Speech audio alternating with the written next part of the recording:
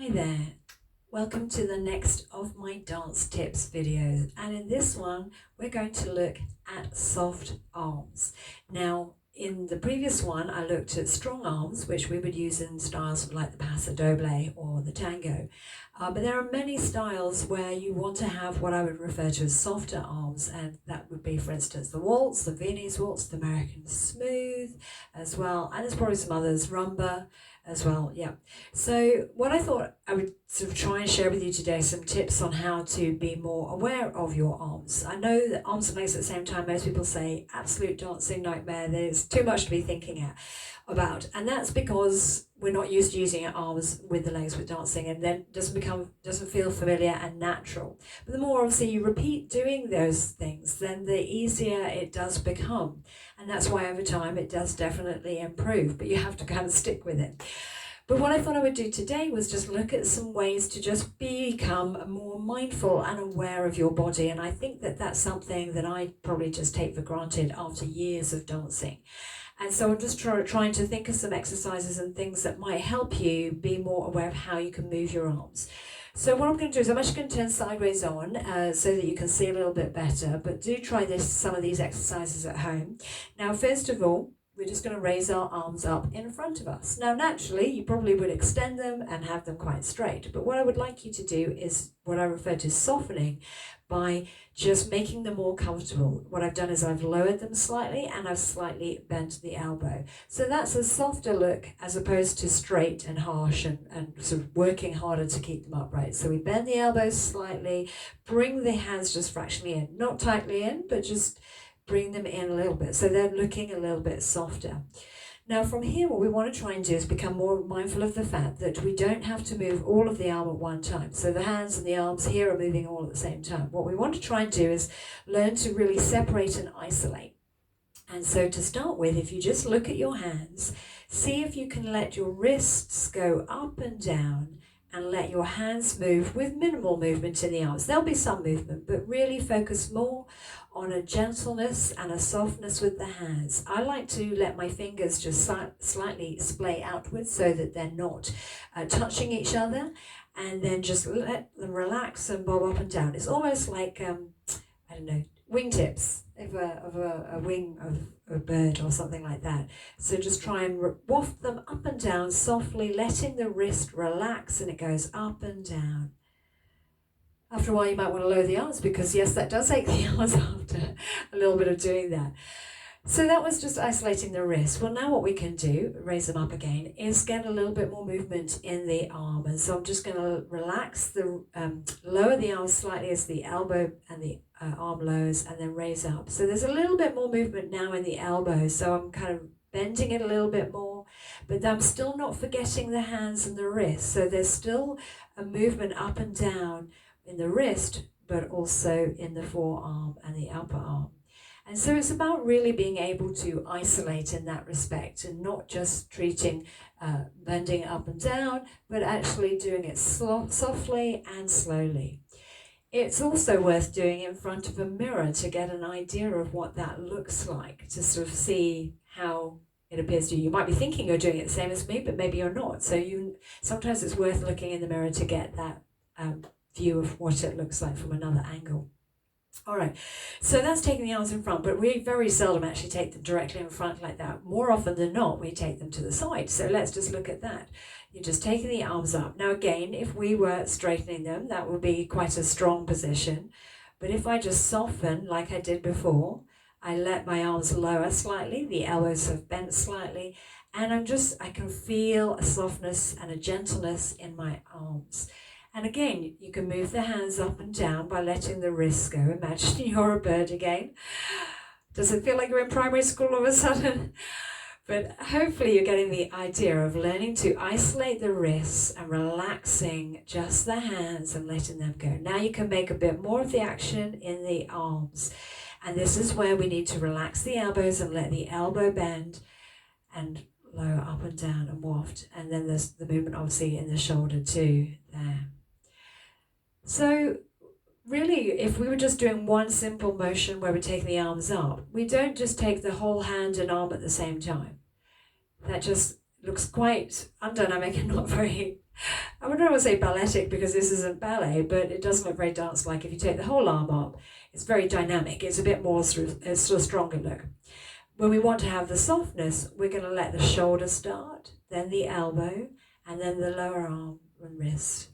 So there's a sort of gradual movement through the arm and all the way down to the fingertips. We don't want to forget those. That doesn't look very good. We let them extend out as well. So even though I went to quite a higher position, it wasn't quite as relaxed as before, I still took them very slowly and unfolding. So that's one of the ways we need to sort of just be more mindful about our arms. And I've sometimes referred to particular moves. If we're doing, let's say, a glide and reach, there's an often unfolding of the arm. So rather than taking it up just like this to the side, I'm going to actually let the elbow lead a little bit more and then take it out. So it's a slightly different action because I'm bending the arm a little bit more and then unfolding the arm out. So you could just practice that and do both arms at the same time. So bringing them up, bending the elbows, and then unfold out, and then lower. And again, when you lower, you don't have to lower with the arms straight and the wrists fully extended like that, but just let there be a softness. So the elbows go first, and almost as if you let the sort of hands, the wrist drag down almost, because they're going to just raise up as the arm lowers down there. So we're going to lift up, unfold out, and lower down, and just relax in that wrist. So let the hand float down, unfold out, relax and lower. Again, this is another good one for doing in front of the mirror to see how that looks, and down. So if I'm putting that into context of, let's say, glide, and I'm going to the right, 1, 2, 3. Yep. So basically the arm's going out on 4. 1, 2, 3, 4. Yep. And again. 1, 2, 3, 4. Same kind of thing the other way. You could do it the other way. 1, 2, 3, 4. So you can see there's a real element of unfolding the arm and then reaching out to the side. So we often will also take the arms to the front and the back, which involves a bit of movement and twisting in the body. So I might raise the arms up like I've done here, but instead of to the side, I'm going to do that to the front and the back. So there's a little bit of a twist in the body. I'm going to alternate side, twisting the body, letting one arm come in front and then the other. So again, the shoulder, then the elbow leads, and the wrist and the hand follows at the end from the extension. Raise up and down. So it's just kind of getting used to doing that action. The more times you do that, the better.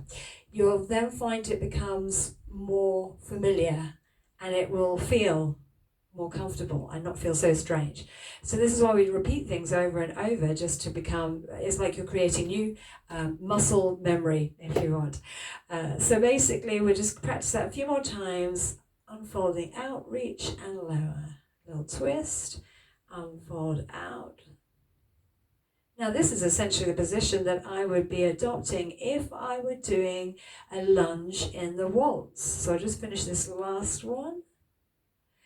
So when you lunge forward with your right foot, it will be your left arm going forward. So it'll be this first version. So it's 1. Yeah, and come back in. And again, if you do it slowly, you get used to how something feels, then you know how the correct version is.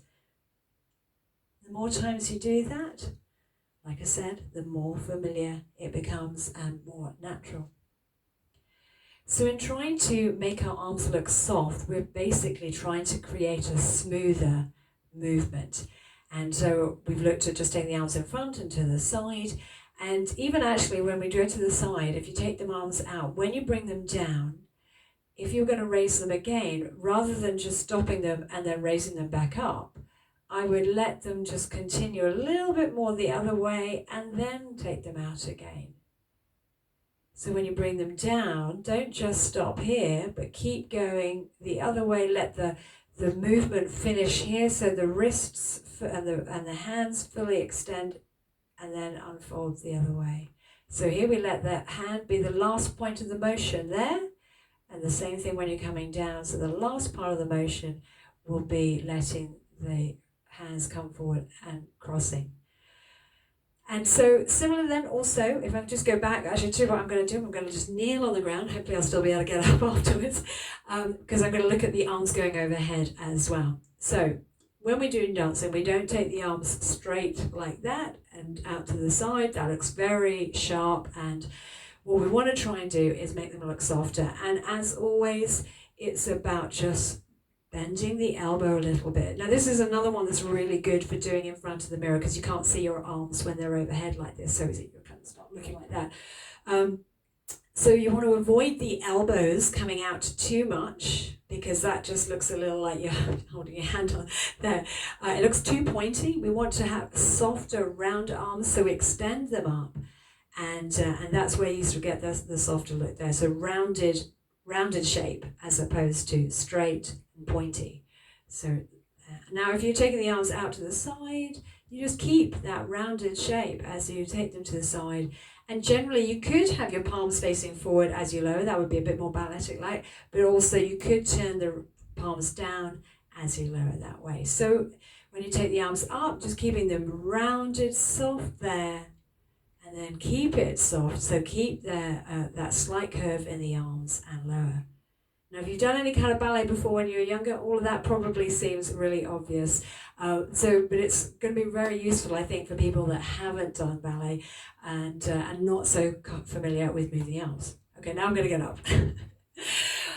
Right, well, I hope that helped. I think I've summed up the main points, and really about having a smoothness of action. So when you take the arms and up and down, don't just kind of stop abruptly, but let the hand finish the motion right at the end before you change direction again.